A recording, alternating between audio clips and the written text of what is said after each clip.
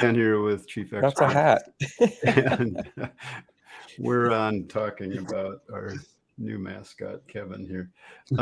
He's not actually new. He's been there for a while, but Yeah, it's been our mascot for a long time. Since last summer. I'm sorry. We're just having too much fun here. If you don't get a chuckle out of that, I don't know. You're having a bad day. That's what I told the guys the other day. That's actually Kevin Tranzo, who's on the call here today. And With this Rene aluminum hat. Rene went in. Rene went in and AI'd him and made him into a bot. So I don't know if that's a simple thing to show how you went about that. That'd be kind of fun to talk about today. But yeah, give me a little time and I'll catch up to that. Yeah. But yeah, I asked Rene to send that picture because I thought we'd use that because it's really cool. Anyway, welcome everyone. I'm Dan, on with John, Kevin, Robin, and Rene, and we are the whatever you want to call us team here today. So, how's that? There's a lot of words we could. How's that for a prepared remark? Yeah. Let's go with artificially intelligent. Yeah, I don't have any intelligence left today, so I've used it all up already. Anyway, welcome everyone. Thanks for being here, and we wanted to kick off. Upgrade from the tinfoil hat. Yeah. Oh yeah. True. Awesome. So we wanted to kick off talking a little bit about AI, but we'll throw in a little chief architect stuff too. But AI is everywhere these days. I'd probably get a half dozen or more emails every day with all of these packages that people are creating. Get this AI thing to do this and do that. And to be perfectly honest, I haven't really spent much time looking at most of them. I do use ChatGTP for various things, which is already saved me a ton of time. And I can talk about that.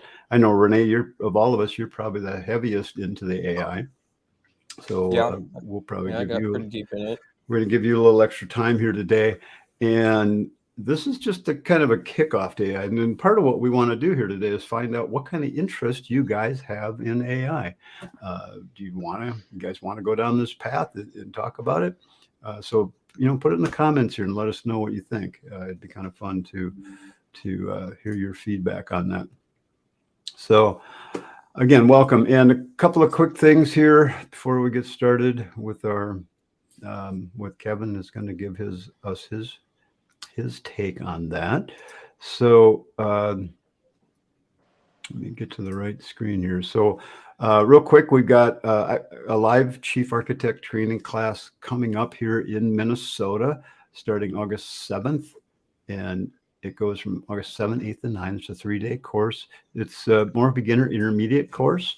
So if you've been using Chief for a while, it'd be a perfect course for you. Especially if you haven't really dug into a ton of training. If you're just using the program and trying to get by with it, you will learn a boatload from this course. We will go through the whole process of how to create a plan, and you'll get a template and a whole bunch of other things to go with it. So it's a really good course. We've done it quite a number of times. This is from last picture from our game we had last December. So we welcome that. If you have questions, feel free to give us a call at any time. And Dan, it's live. It's not going to be online, correct? It's live in person in a conference room, touch and feel, shake hands, hugs, all that kind of good stuff. Okay. If you're into that. But yeah, it's, first one we did one last December. That was the first one we had done in 2 or 3 years, I think, at that point. So it's amazing. Yep. If you are going to Coeur d'Alene for the Chief Architect training class, and you're looking for a place to stay, we have we kind of all get together when we go to Coeur d'Alene. So if you check this out, doing the wrong link there. Did I not put the right link there? All right, I'll change that. Sorry, it's going to the wrong page, but I'll change that when Kevin starts doing his thing. That will, we have 3 houses. We got 4 rooms left if you're interested. So about the same price as the cheap hotel. And these are just pretty nice places. Plus you get to hang out with us. We'll do some networking. We'll talk Chief. It's a good time. So we really have a lot of fun.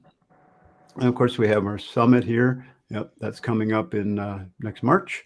So that we're just getting that posted ahead of time. Please check that out. Give me a call if you have any questions.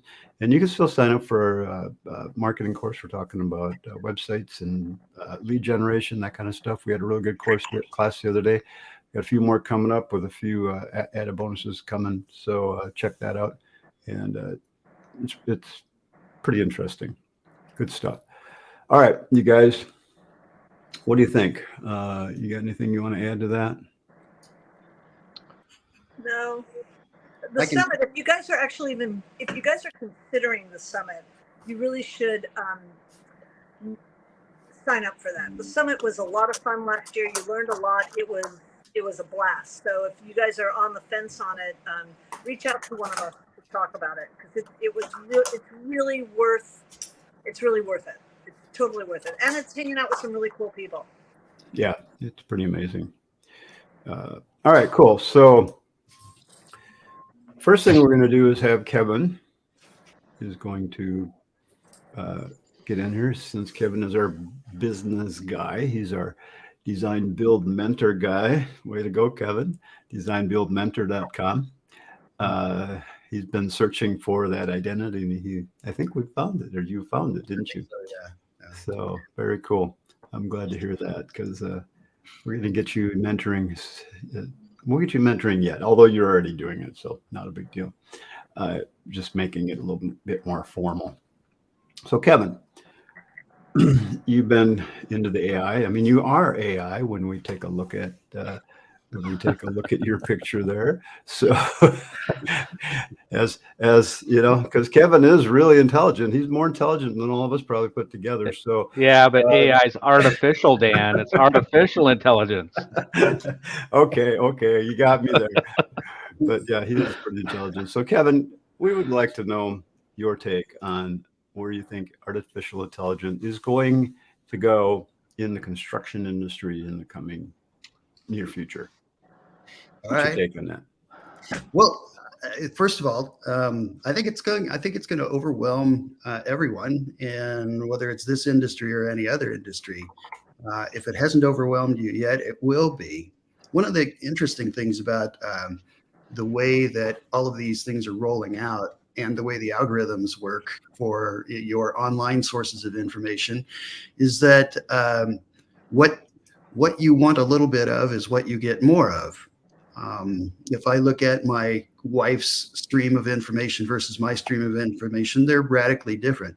What I don't know is if everybody else is getting as bombarded as, for instance, Rene and I are, where we're interested in the topic. So we get a lot of information on AI, like probably 4 out of 5 things I get somehow have to do with AI. That creates a lot of exposure to the topic.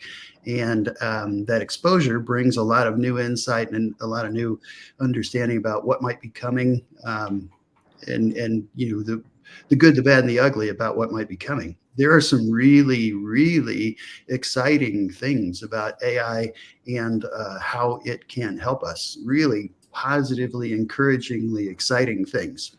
There's also some very frightening things about AI and how it can affect us in the future. And those things need to be heeded as well.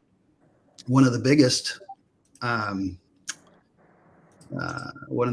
reinforcements of that concept is that the leaders in the industry, the CEOs of the companies that are AI, are all equally concerned about where the future goes, and they're in concert asking for regulation of the industry because of where it could go. So how does it affect this particular industry? How does it affect us all as a whole? I think that we're seeing some of the incredible powers of artificial intelligence in the way that you can find answers to common questions. You can literally have a conversation with things like ChatGPT. I think that there are a lot of people out there who are currently asking it specific questions about where they're looking for specific answers. But I've gone beyond that to where I have conversations with ChatGPT.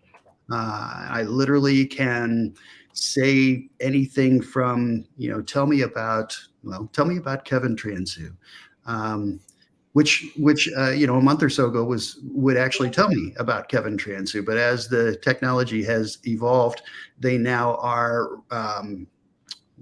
respecting privacy and the kind of intrusion into personal lives and things that might bring on. And so now if I did the very same, tell me about Kevin Transu, it doesn't tell me much about Kevin Transu. So it's not that it's going backwards, it's that it's going forward in a very weird way, because you almost have to program in morality and privacy and the kinds of things that you would respect if you were speaking to someone, without it just digging completely into everything in your past and doing that. Somebody is having to decide what is okay and what's not okay in those searches and in those engines that are creating that background.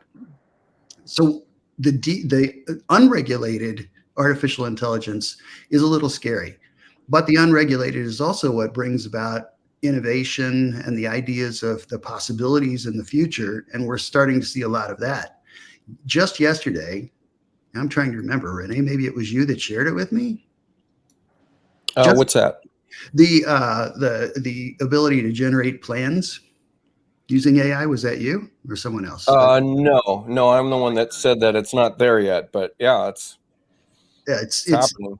It's happening. And we've been predicting that for a little while. And by a little while, I mean a very little while. The start of the public recognition of AI was probably November.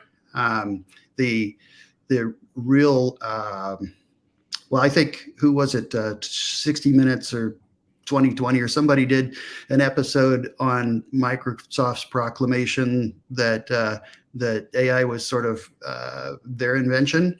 And it's not, of course, but ChatGPT is a coordinated effort funded a lot by Microsoft with a company called OpenAI that generated that product and released the storm that we see now in releasing it to the public.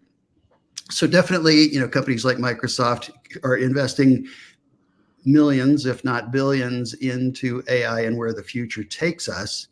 And everyone who is thinking about that is putting out anything from apps that front end tools like ChatGPT, or are producing other types of things that are recognizing imagery, generating new imagery from sources that they can discern on the web, which is then being created from you saying, show me a 3-bedroom house that's 3,500 square foot on top of a mountain that sits in the jungle, with a brick facade and done in a colonial style. And in a tenth of a second, it's there. So it can be used in our industry for inspiration, using imagery. It can be used for text to generate anything from your sales information to contracts to anything like that. It can be used for inspiration, where I can have a conversation with ChatGPT to say, tell me more about Frank Lloyd Wright and what his philosophy was around prairie style. And I can get information that's not just seeking an answer to a question, but is actually discussing it with me. And I can tell it I'm confused about this, and it'll further clarify. And I can literally have a conversation. I can say, I don't like what you're telling me about this, and it'll argue with me. It's a fascinating way to look at where we can go from an industry standpoint, both from design inspiration and from the technology that can ultimately produce plans. And the software that I was talking about a little bit ago, a couple minutes ago, was something I saw yesterday that is actually producing plans. So when you think about that from our industry standpoint, does that mean we're all out of a job? Does it mean that the type of job changes? Does it mean that the tool becomes something that can assist us in our jobs? It could be all the above. I think if you are someone who wants to stay ahead of the curve and use the tools to your advantage, you can do that. If you feel like you want to remain old school, you can probably do that for as long as you care to, just like you're still going to find designers that are drawing plans with pencil and paper. So I think you can take it where you want to go and use it how you want to use it. Understand, of course, that the change is coming. And as you all have heard me say before, I liken this to manned flight and the industrial age. I think it is just as important. I think it's a paramount change to the world we live in. And it's not coming in the future. It's here right now. So pay attention to what's available to you and learn from those who are learning before you. I think you're right. I mean, I think we need to, I mean, as much as I want to go into, I'm going into this kicking and screaming, I think we need to learn how to use it, and we need to learn how to control it, right? But I think I haven't even dipped my toes into this at all. I haven't done anything with it, but I think if you want to be relevant, and I hate that phrase, I hate that, but if you want to stay relevant, we all, and I'm not, when I'm saying you, I'm really pointing at myself. So you guys, I'm not like berating anybody or anything like that. So I'm saying for me, I need to embrace this and learn how to use it. Am I going to do 100% with it? I mean, I get appalled by some of the things that I see on Instagram of these beautiful kitchens, and you can obviously tell. I'm looking at a project right now that's on my screen. That's like an Addams Family inspiration, and it's obvious that it is AI generated. I just hope that we can learn how to embrace this in a way that we stay relevant, and that the population understands that that you still need physical people. I mean, come on, look at what's happening in the movie industry. You know, they're on strike because they feel like they're going to be taken over by AI. So we have to figure out how to control it and how to work with it. I think to add to that, or possibly to counter it a little bit, it is going to take over the kinds of things that we typically look at.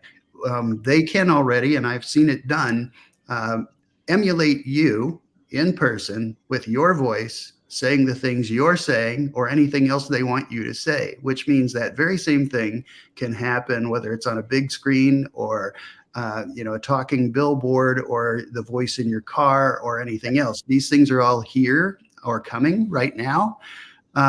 So it is frightening. The thing that I think is going to continue to require humanity is that it's very difficult to tell a machine to be creative.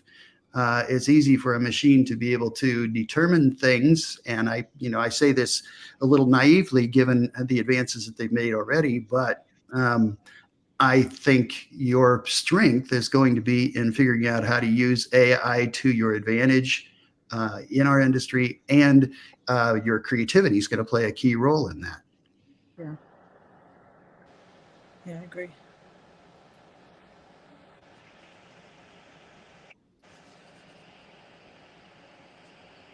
Anybody? I agree with you. It helps to unmute myself. I was going to say, let's talk a little bit about the what you can do with AI, but let's spend 1 second on the negative part, because it's scary in that it can do a lot of crazy things. On 60 Minutes the other night, they had a bot read a statement from someone imitating his voice, calling his mother to say, "Hey, Mom, I need a check. Can you send me $5,000 or whatever?" I don't remember what it was. And she thought it was him. She really did. And she was ready to do it. And then he called her back right after that and said, "Mom, that wasn't me." The interesting thing about that episode was that the person said, "That sounded just like me." And the guy who was doing it said, "No, that was you. That is a cloned version of you. It's using everything about your voice, your inflections, and everything else to repeat you." So we're going to have to be extra on guard for things like that. So when someone does that to you, call them back. Say, "Here, I'll get right back to you. Let me call your phone." It's just like, don't ever click on a link in your browser for, something about your bank account. you always go to the website of the bank yourself. Don't, it's just like common sense stuff. Anyway, let's talk about GPT for a second. Hold on 1 second. You made this thing. You made this comment that it's common sense stuff, but this common sense, it looks so real that it can get you. It can get you. So even though you think you're a smart person, right? Just because we're all smart people, but it's so easy to get an email or hear something and see something and not. Karen, I'm actually with you. I'm with you. I don't really want to adapt. I really don't want to. But we really have to be due diligence. I mean, you have to look at everything that comes to your email or that comes to you in a text or something and do the research to make sure that it's real. It's amazing. I mean, I get an email from my bank almost every single week saying, we will never ask you these questions in an email. And you have to remember that. But people getting screwed all the time. And we're smart people, not stupid people. We're talking smart people are getting screwed and getting fooled by this all the time. So you have to do due diligence. Right. Yep. Anyway, let's talk about the good stuff, though. I want to comment on this one, from Jeffrey Rexford. I can see techies using AI to create a house design, but they'll never have my experience with what is costly, permittable, and the best use of their dollars. This is what's coming, is that any model, which is the basis of AI, can be trained on someone's knowledge. So yes, this is coming where any techie could use a model of someone more experienced than them. And as AI improves, they will be able to utilize someone else's experience for that, that condition. So that is what's coming. And I want to comment also on what Justin Ball commented here, is learning how to code or learning how to do prompt engineering. That's huge. It takes practice to learn how to prompt the model to get what you want out of it. It actually takes quite a bit of practice to really get the results you're looking for. And it is a skill set. So far. Yeah. So, all right. So it's coming. It's here. Let's learn to use it. I'll give you some examples of use. Well, let me show one first. Okay. And then you can do yours, because yours will always be high-end techie shit. I'm going to show basic, simple stuff. Am I wrong? We love you, Rene. We love you, Rene, even though it is high-end techie. That's why you're here. Rene is here to take care of the high-end techie shit. I'm just going to do the Stay in your corner. Yeah, exactly. So while Kevin was talking, I typed a question here. What could I do to improve the Chief Expert Designer show? So I went to ChatGTP, and you can see it keeps a list of things that you talk about. And I asked it that one question. I didn't do anything fancy.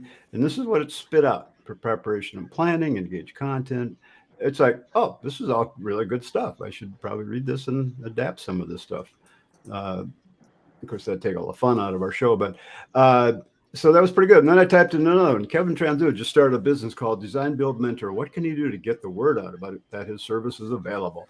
And here's what ChatGTP spit out: create a website, search engine, content marketing, email marketing. So you could continue to carry on a conversation. You might say, well, what should I put on my homepage of my website?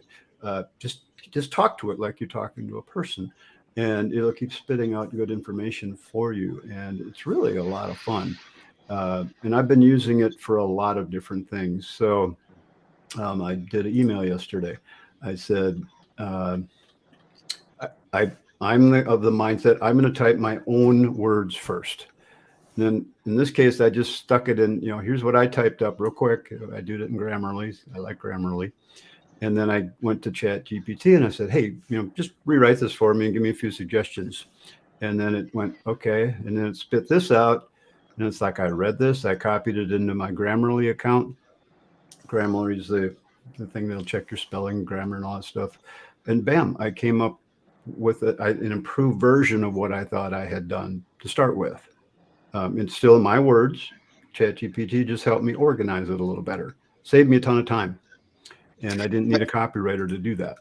So if you want some humorous results in it, it's also great at, for instance, I said, I wrote something and then I said, tell me that story as Elmer Fudd. Yeah, I know. And, you know?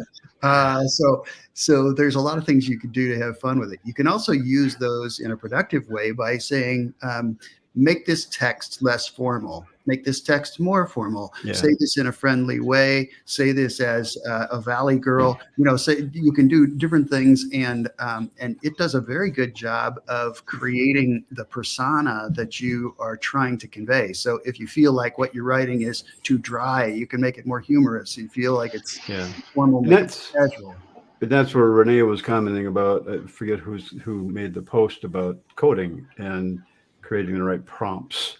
If you know how to prompt it with the right questions, it'll spit back some pretty cool stuff for you. So personally, I love it. I think it's helped me become smarter in what I'm doing in less time. Well, maybe, I don't know if smarter is the right word, but it helped me produce more of what I want to do in less time. And I think I'm getting better results. So I'm not telling it to, I'm not telling it to do it for me. I'm just telling it to help me with ideas in formatting and stuff. When I write emails, I miss prepositions and I use a lot of inference. You can tell it to rewrite something in a formal way and then remove some prepositions and use more inference, and it will get really close to my writing style. Yeah. You can make it do incorrect grammar if you want. I haven't done that. Nice job, Rene. So let me just show you, because Grammarly is a form of AI. Okay, so I'm in my Grammarly account. I pay $160 a year for this. I think that's what it is. But everything I do, I run through Grammarly. You can see I use it a lot. So I just took that comment that it just gave me from ChatGTP, and I'll paste it into a Grammarly page. Here's what it did. So now Grammarly is going to fix, it's going to do this. Of course, this isn't bad because this is just kind of a tick list. But if I'm writing a story or something like that, Grammarly is going to find a ton of different things that you might want to do. But it gives me a chance to go through it and read it, fix it, change what I want to change to my voice, and that kind of stuff. So that's how I use it, and I really like that. I just think it makes me a better writer. Has anybody heard anything about this? Personal assistant? Yeah, I could comment on this. I would tell you that every company out there is trying to incorporate AI in some aspect just so that they can say they've got AI and push it through some ads. So you're going to see a lot of these personal assistant things. And I would tell you that it's really not all that different in most cases than paying for ChatGPT Plus and enabling many of the plugins that are available for ChatGPT Plus with the subscription model.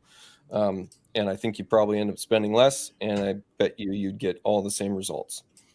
So as far as those personal assistants come, but in the future, maybe that makes more sense as you have a more catered approach to something, and maybe it's introducing a system that you like. So particular software that's incorporating AI that you want to use that software, that's great. They finally incorporated AI.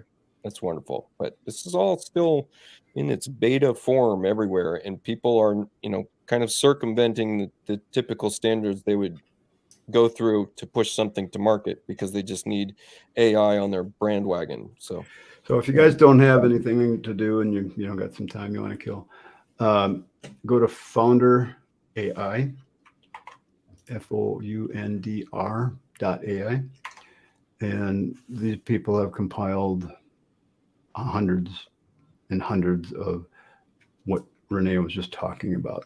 People are taking ChatGTP and what do you call it? Programming to do certain things. Here's you want to see what you look like from, your future child, your future self. I mean, I don't know why that came up. I just clicked on it, but you can click on the different categories, presentation, what kind of things do you want help with? So so there's a lot going on with it. And that's why we're getting blasted with so many ads about all these AI tools that you can use now to do things. One of the ones that I found kind of interesting, and I haven't signed up for this yet. Have you done this one at all, Rene? InteriorAI.com? It's essentially doing what Midjourney does. Mid-Journey? Okay. Yeah. So you upload a picture. So, I mean, so you only get a just couple for free, and then you have to pay for it. for those who don't know, describe what Midjourney is, Rene. I will give you a perfect example. You want to Let's show see. us? Let's add this to the stream. I have a Discord server, and Discord is what is used to run Midjourney. And you type in a prompt to Midjourney, and you can see what I did here. I uploaded an image of Dan. Oh, you're gonna make me into Discord. AI? Come on. And then I prompted the model to generate a picture of a robot based on that, and that particular model didn't do a very good job. No, it So don't look like me at all. Yeah, I it does. changed the settings. It's not bad. I changed the settings, and I changed the model that it was trained on, and then gave it a new prompt. There we And There you I go. said to do him as a robot in the style of Seth MacFarlane. Seth Oh MacFarlane my drew God. Spider-Man for a number of years. Still not as cool And as there you Kevin. go. And now you can take one of these images and generate some variations and kind of go from there. He looks so- like the guy on Up. Yeah. I better get myself some balloons.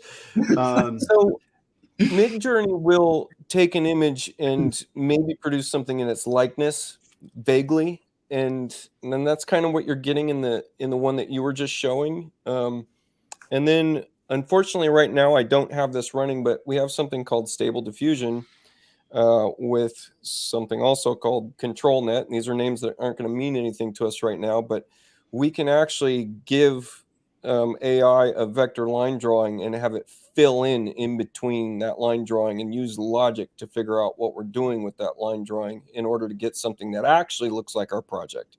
It's not going to be photorealistic rendering. It's going to be conceptually based. So, but we're getting there, and we're getting there very quickly. And then I would share a couple of use cases for ChatGPT that are maybe one of these is powerful to you and you want to do something with it. So one is that I asked it with a plugin, and I have a paid version of ChatGPT. So I used the plugin that enables web browsing. ChatGPT is trained up to a certain year, and this is a couple of years back, depending on the model that you're using, which means that any data forward of those years that it's trained on is non-existent. It doesn't have that as a basis for its model. And the model is the knowledge base. I'm going to keep saying model, and that's going to be something that's going to come up in the future. So if you want to train it on something that is a live published document somewhere on the web, you can with a plugin if you pay for ChatGPT Plus or some other service that utilizes that. And Rene, that's So- how you were able to create Kevin's bot on Discord, because you bought that and then you had ChatGPT Yeah, read, I have a subscription to Midjourney. I have a subscription to a number of different AI services. So and then you this had it read the chief catalog, right? The whole catalog Oh, of well, how the so that's owner of the another manual thing of it. we've been working on is I've loaded Chief Architect's X15 manual into a website, and then I can tell ChatGPT Plus to go look at that website and give me an answer to a question using logic after it's read the manual. And it will And that's do why so. And it you does now, then that's your Kevin bot on Discord. Well, we're trying to get it into the Kevin bot on Discord, Okay. and it's a work in progress, and it's difficult. There's a bunch of limitations there, but it's Got it. so far it's working for me specifically locally. It's not distributable yet; it can't be accessed from the public. So, Got it. Okay. so something I do regularly is go tell it, hey, go look at this website, Upcodes or ICC safe, and tell me if this electrical code meets this standard. Or this particular use case, what is the code, or what is egress on Windows? And it will come back and have read that code and give me code citations for me to go check it out myself, and then also summarize it for me or drop an outline if I tell it to, or whatever else. So that's something that is immensely useful in our industry. If you are a drafter and doing those sorts of things, that's a huge one. It's worth its weight in gold. Another one was someone commented on my personal Instagram where I've drawn Calvin and Hobbes. I do that just to calm my butt down sometimes. And and it was Calvin's balling up a snowball, and the person commented, "Are they about to throw it at Susie?" And so I went to ChatGPT and said, "Give me some kind of esoteric philosophical response that would come from Calvin," and it did a fantastic job. So, and it looked like it would have been, originally scripted from that comic book. So that's funny. I get it to write my macros for Chief, and this takes a bit of knowledge on your end to know that Chief writes Ruby scripting much differently than the industry writes Ruby scripting. And so once you have that knowledge and you know how to have that conversation, you can get code that I can literally copy from ChatGPT, drop into Chief, and it will work, which is incredible. And it's superpowering my scripting abilities because it scripts way better than I could script. So on the other hand, to do a lot of things. On the other hand, it's not perfect, right, Rene? I mean, one night you worked on something for hours and hours. Yes. Before it got it right. And that's because it's giving me stuff that's beyond my knowledge base, and I have to, use some kind of logic to come back to it to tell it what it's doing wrong in its approach. So, and that's why I say prompt writing is a skill set that you have to learn, and it takes a while. I've had it write clauses for contracts. Joint permission clauses, what I'm looking at here. I've got another one where it's some exclusions. I've gotten it to write sections for invoices and construction notes. Let's see what else I've got. Now combine that with what I was saying earlier, which is that you can give it a different voice. You can give it a different attitude. Yes. So for instance, if you were to read person X's contracts or agreements or anything else, they might be really formal, and you look at that and say, well, that's not something I could make use of. But you can tell it to take that same context and rewrite it in a more casual voice or whatever else, and you can do that and create a voice that you would be comfortable putting in your documents. It's really a fascinating tool to make use of, no matter what the source is. Yes. Someone just said they're getting sound echo problems, so I just changed mine because last time it was me. So hopefully that just got rid of it.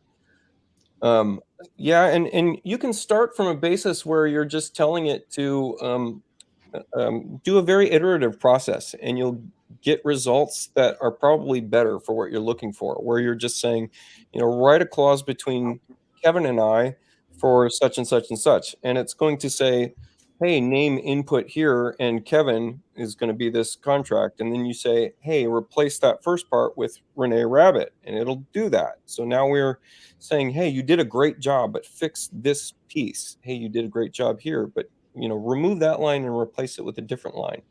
And it will continue to improve upon its last part. So you can do a very iterative setup that way. I think it's interesting that you compliment it. Well,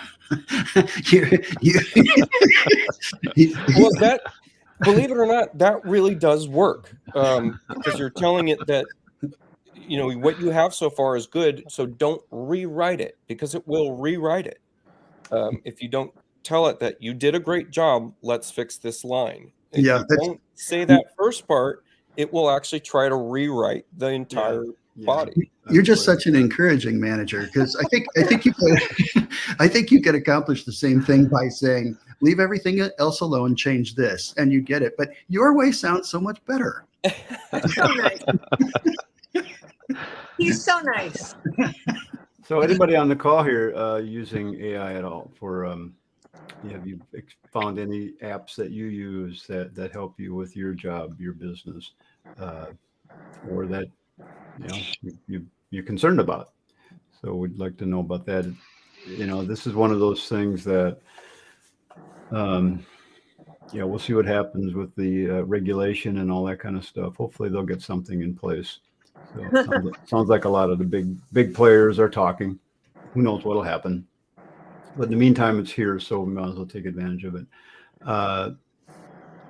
So stable diffusion with control net will make a run. Stable diffusion. Well, I don't have it loaded. I currently have the AMD rep getting me all his resources for fixing my particular setup. But stable diffusion, you can take a hand drawing that you've done and Oh, it will generate a bunch of images for you. In fact, I have some old ones I could bring up here. Let me see yeah, if I can get them up on the you screen. posted that once. Yeah, well, yeah, that'd be cool if you could show us what that Yeah, looks I've got a whole AI-based page here. It's just So, Justin, how much you pay for Stable Diffusion? Is that an app that Stable you pay for? Diffusion is free, and It is. it runs on your own machine. It just Okay. it's a process to set up. So we'll show you that we started with this vector line drawing, and Yeah. So you could you could produce that with Chief. yes, Make a produce line this with drawing, Chief, and then gave it some basic prompts for what we wanted for the scene, and you can see here, and these are all generated in a matter of a couple minutes a piece. Wow. And so you get, now if you look closely, you'll notice problems, but for the most Good part, enough. this is fantastic for But for getting, spurring ideas, Yeah. Different styles, different colors, different looks. I mean, it's cool. Yeah. Fantastic. each one has its, kind of unique look to it. Some are Yeah. better than others. Some you can see that it, misinterpreted the structure.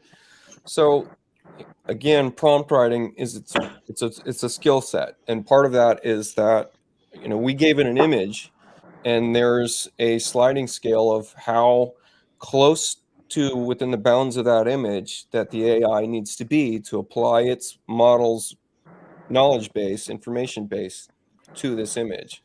And sometimes you have to move that sliding scale down to give the AI a little more freedom, because its subset of knowledge just doesn't have anything that's directly applicable to that drawing. So this is that case, is I had to change that sliding scale so it wasn't staying so rigid to the original line drawing, and you see that it misinterpreted the actual structure of the building. So that's kind of a case in point, whereas there's some other scenes where it fully understands the building and its shape. There's other times where it's just completely misinterpreting it. So Amazing. it takes some practice, and it's nice to start playing around with this stuff now, because when it starts becoming so relevant that your competitors are using it or your clients are expecting it, it's nice to have a little bit of a leg up there and have some experience. So Yeah. and that's if that fits within your business model. Yeah.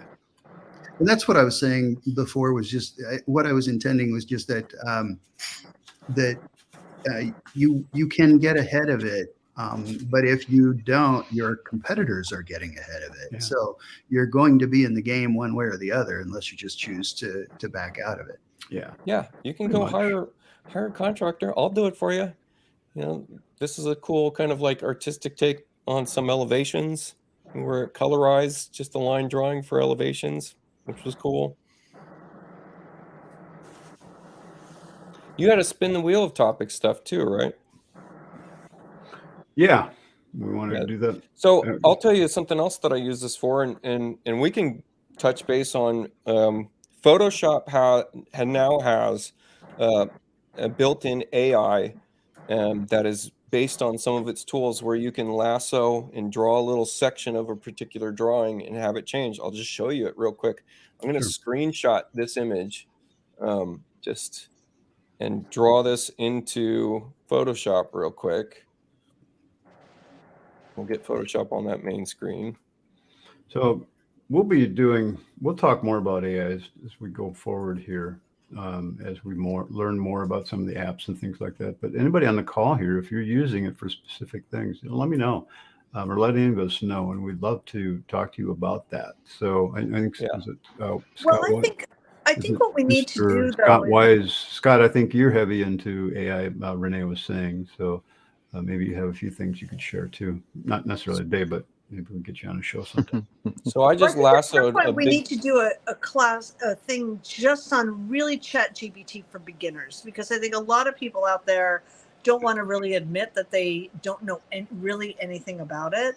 And maybe we start at the basics instead of going this advanced, but start really basics and then build from that. Well, that's why I wanted to show you the writing things that I do with it, because that's really basic. You could do that right now without any other education or tools. Right. And so you just start using it and get used to it. And then the more you use it, then you'll start finding other things you could do with it. It's like Chief, you start by drawing a few walls, and next thing you know, you're doing complex roofs, and that's a process to get to that complex roof part. So I've gotten to the point where the other day I was going to take a couple of pills, and I had just taken something a couple of hours before, and I just jumped on ChatGPT and said, any interaction between these two medications, and it just told me all about it. I didn't have to go Isn't look that it up great? anywhere. It's Yeah. just okay. So this is Photoshop's AI. I lassoed part of the landscape here. This is the original image right here. And then I lassoed part of it and told me to generate new fill for that area. And it's given me a whole new set of landscapes that perfectly stitch into the existing Wow. drawing. And it did it that fast. Wow. So post-editing renderings now is a breeze sometimes if you learn the tool, and it does have its little caveats. So yeah, that's true with all these tools. So That's Wow. Wow. cool. That's through the full version of Photoshop, right? this is in their Photoshop beta right now. Gotcha. Yeah, and so and like if I draw within the bounds of the landscape, it will just fill in logically. If I draw and kind of overlap the building, it will do something different. If I draw and kind of just overlap the transition and of the building and the landscape, it will then do something different based on that. So it takes a little bit of playing around with it to figure out what exactly it does and what you're trying to get out of it. Cool. So maybe we'll find out in Coeur d'Alene this year if Chief is doing any, if Chief is going to do any AI in their software. The button's fixed on this page now. If you guys were to scroll down here, and if you're interested in, if you are coming to Coeur d'Alene, you want to stay with us, you can sign up right here. We've got, come on, work. I'm on the wrong page. I'm not on the actual page. I'm on the, there we go. So here's where we will be staying. Here's all the information about their event. They're sold out on all their advanced classes, I guess. And they said they're not adding any more seats to that. So, but you can get on a waiting list if you want. But we've got 3 houses that we're renting. These 2 are right next to each other, and this one's less than half a mile away. And we'll all be staying there. So here's a little map on where they are. Here's who's all signed up so far. I've got 4 spots available for you, $7.25 for 4 nights. That's just the house. That's their lodging. Doesn't include meals or anything like that. But check it out. It'd be fun to have you there. And here's some pictures from past events. And here's Rene. Did I ever get you that picture, Rene? Oh, I haven't seen that. That's cool. Yeah, you can grab that. You can grab that from that site. So this was the first day we got there last year. People kept rolling in. And before you know it, we had taken over the whole sidewalk. So that was really a lot of fun. And yeah, here we are having some lunch, dinner. But it's just, we have just a hoot. I mean, it's such a good time. And Chief does a really nice job on their events. So it's well, and good time. We'll be talking about this topic at these events too. So yeah, I'm sure we'll be comparing lots and lots of notes. I got a fun little thing to show you. I used ChatGPT to write myself a new script where I took a known code for ceiling height right here, applied it to my room labels, and then I had ChatGPT modify it.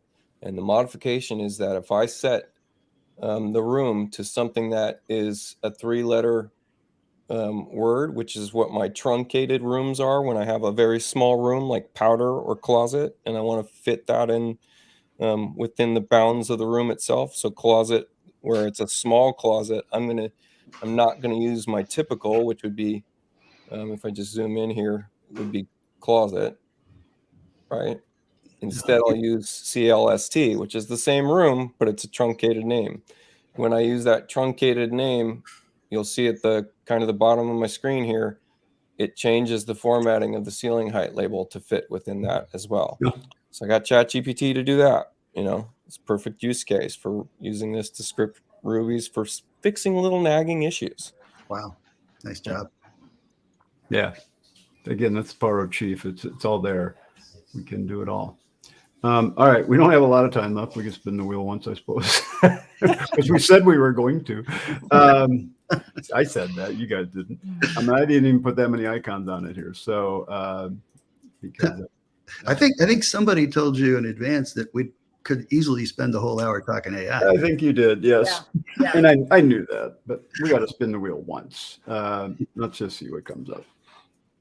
So again, I didn't put much on here, but I did have some specific things that I wanted to talk about. Okay, that little icon is your default setting icon, right? Setting it for your default. Active default settings. Active defaults. But all I really wanted to point out with that icon, because I don't know if a lot of people know this or not.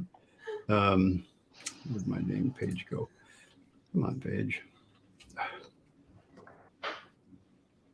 Make sure I got my notes right here. Here we go. So when you're in Chief, let me hide that choice. So when you're in Chief and you open up a dialog box for something, doesn't matter what it is, you're going to have those little wrench icons. A room might have those under the structure tab. Did you see those little icons right there? Those are your default settings, and it's got a little red check mark. If you go change one of them, so let's say I make this room 12 inches smaller, you'll notice that those red check marks are gone now. Okay. So when you don't see a red check mark, that means it's not using the defaults that are set in your program. So again, if I were to go to my room settings, floors and rooms, floor levels, first floor, these are the numbers I've set up to be my default settings. All right, all of the things here, wherever it says the word default, okay, that's what you're setting up. So when you draw something, it's going to use what you put here to create that item. Now, in the case of something like a room or a roof or anything like that, I must not hit cancel there instead of OK before. Oops. I'm going to just subtract 12 inches by typing in eventually 12 minus 12. Why do I keep doing that? Minus 12. I got a new keyboard. Mechanical one, you can probably hear it. You see the wrench, the red check mark's gone. So when I click on the wrench now, that puts the check mark in and resets it to the default. So that's what I wanted to point out with that icon. You could click on any of these wrenches and it'll set it to the default settings that you have set up under the what do we call that again? The active defaults. These are whatever you set here become your active defaults. Make sense? Yep. Makes sense. It takes a little bit of getting used to look for that if you're not used to doing it. I know. That's It's been there forever, but if you don't know it, if you don't, yeah. And Dan, what I thought you were referring to is the default setting button you have at the top there. This one. That's we could talk about that too if you want. There, yeah. But that is that icon. But I was really wanting just to point out what the check mark gotcha. does. So because it's one of those little things, again, I think it's easily overlooked. But your active defaults here for these different kinds of views that you work on. I know, Rene, you've tried to explain this to me many times. I still don't get it. I try to explain it to myself and I still don't get it. So don't worry. I like the way you set it up, Dan. I set my template up so that whenever you change something, they're all the same. It's like I don't even have to think about it. So and we'll get it. We'll get there. Maybe we'll figure that out in Coeur d'Alene this year. Maybe we'll make those guys keep telling us till we get it done. This is a small wheel. It's a small wheel today because I knew we'd spend most of our time talking about AI. What do we get now? Plus ABC. You guys know what that one is? Something about text. You got that, yeah. Adding text. Yeah. Adding text makes sense. That's what it is. Whenever you click on text, you'll see that little icon right there. Or when you click on dimensions, you see that little icon. So you can add text before or after, or you can even replace that number with your own text. Are you kidding? Can you show that, Dan? Show how you do that. I'm not kidding. I would never kid about something like that. I don't think you should. You shouldn't. Dan, you shouldn't show us how to add do that. I didn't know that was there. That's cool. So when you open the dialog for dimension, and you go to your segments, there's your leading text and your trailing text. All right. So if I put a word before that, or after, get my caps on. Okay, you see how it adds the text before and after the number, and then you could also get rid of the oops, not blank segment, but you could suppress the dimension value. Yeah. And so if you're getting one of those fractions that you just can't get that stupid 16th of an inch out of there, you could just go, 36. You could just type in your own number. Well, it's really great for when you have like confirm, site verify, or verify that number, right? Right. It's done. It's ready. Oh, that's brilliant. Brilliant. So yeah, so you just click on it and then you click on the line. Yeah, perfect. So then you just I use it if I'm trying to set something equally between two places. I could say equal on either side of the line. Yeah. I don't really care what the dimension is. It's just equal, Yeah. So I thought you guys would enjoy that one. I use that a lot, actually, just because sometimes I might have a dimension and I might want to say verify, and I'll just add that right to the string. That is really great. All right. So thank you for sharing that. Oh, I didn't do it. The wheel did that. You put it on the scale. Okay, you put it on there. I guess I did. Okay. We've still got time for one more. The wheel did that. The wheel did The that. wheel did it. It's really fun. You got some layout icons in there for once. Yeah, I got one. The wheel of topics selects this icon. What does that one mean? Reference plan file. Reference plan. That's right. Reference plan files. Yes, you got that right. What does that mean? Because that one is not on your toolbar to be actually. I don't think it is. Neither one of them are on the toolbar. Yeah. So if we open up a layout page, it's the little one I just put together. I bet they put it on the new version of the toolbar. No? I added it to my toolbar. Yeah. Okay. Okay, so there's a little icon. If we go to Tools, Layout, there it is, right there. Yep. Okay, reference plan files. So when you're working on a layout, if you have a layout set up and you have floor plans in the right place, elevation cameras all set up, and those are a part of your template, you could literally have this set up so that all you have to do is replace what's on the layout with a different plan, and it'll update all the views to the new plan automatically. Because that's, Dan, the reason why I suggested this one to you is because I was doing that yesterday. I was taking a project and turning it into a student project, right? So I wanted to get it off of my thing. And I just thought, oh my God, I'm going to have to redo all the drawings. And it was like, honestly, click a button. But you know what? If you go to toolbar customization, there are actually 2 reference plan file icons. So what's the other one? It has a C in the middle of it. What is that one? say that again now. If you go to tools and then toolbars and hotkeys, and you go down to toolbar customization and you type in reference under layout, right? You get one that says there are 2 referenced plan file icons. One is the one you showed, and then one has a C in the middle of it. What does that one do? No, sorry, I'm stumping you. No. Actually, you are, because I don't know what that one does. Reference it says plan display file. files used in current plan. Oh, that one says, okay, so if you just read the little note, Robin, it would be great. Okay, wait. So the top one, the one that you said, the tool description says display file. That is if you're using referencing one plan to another in a view on a saved plan view. It'll show you what other plans are being referenced. That's plan based. That's not layout based. So you got to be in a plan file to show what other plan you're referencing. Tools. Is that on a? Explain that to me again, Rene. Explain that. So if you turn on, I'll try to do one right now. You want to do it? Yeah, go ahead and show your screen. Let's see. I've never seen that icon because it has a little C in the middle and it says reference plan. So if I reference another plan here in a view, right? So I'm picking a different plan that's open to reference in this particular plan, and I need to go find that button. Now, if I press that button, which is on the far right of my screen, it's going to show me whatever other plans I've referenced within this plan. in any view. Oh, okay. Oh, so like if you had your as-built in that plan. Got it. So you could Okay. change, globally across all your saved plan views, what plan you were referencing. You could do that.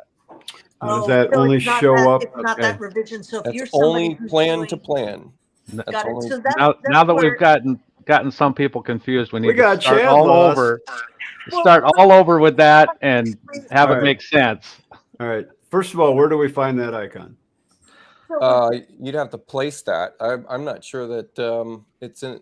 Some of the icons within Chief are not in any menus at all. I know. Right, So so this It's one, like, It's I in there. It's in there. I saw it the other day. yeah, it it's would in the be in folder, tools but if it's in anywhere. where Floor is it? reference display. Yeah, no, I don't know where it would be. oh, here it is under checks, reference plan files. So there there you it go. is. Yep. Yep. Yep. Oh, you're looking at your screen. Yep. Yeah.